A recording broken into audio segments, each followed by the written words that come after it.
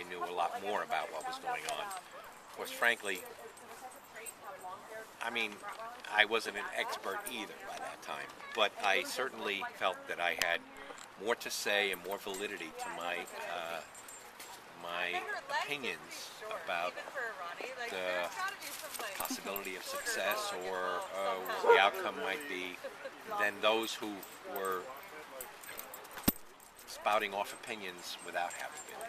So, yeah.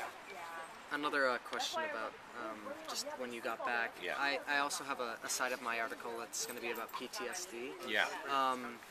If you don't mind me asking, did you experience anything like that? Yeah. Well, it's a very good question. When I got out of the service, the term had not been invented yet. They used to call it shell shock. They used to call it in other wars, so on. But there was an Army psychiatrist that spoke to me when you get discharged. The part of the discharge process is an interview with a shrink. And he said to me, when you were in Vietnam, did you see some messy things or people wounded and so on? And I said, yes, I did. And he said, any particular? I said, well, there was really a particular incident that was horrifying where I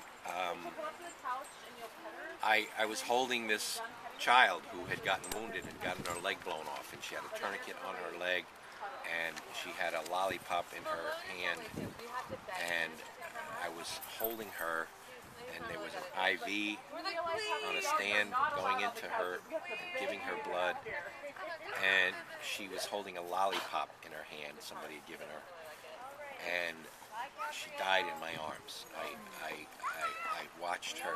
The way I knew was I just saw her hand open up and the lollipop stuck to her hand.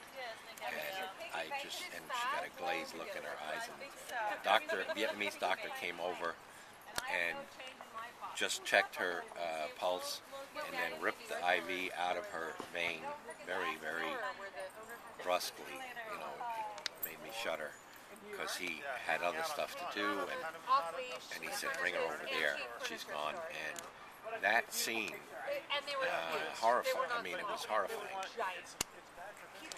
And I told the shrink about that, and he said, well, it's our experience that what happens with these scenes that are horrifying is that you could experience dreams about it.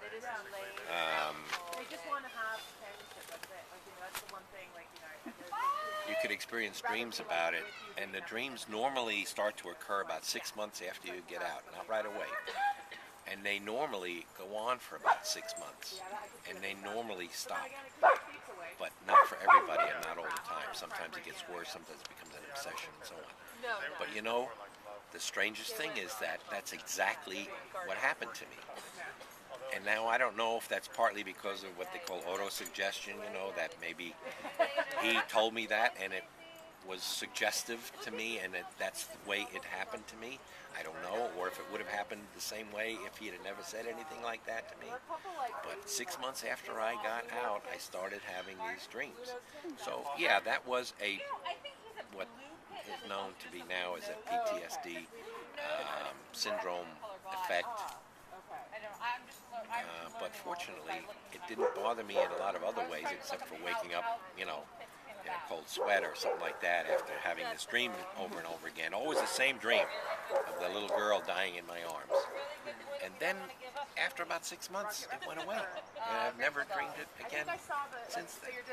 So I'm thankful that it didn't get any worse for me. That I went through what was a classic experience, but not more than that. Oh, I'm sorry. Interesting. Just my final question. There's been a lot of our time with the Iraq War. Yeah. When we were going into the Iraq War, did you think this is like Vietnam, or?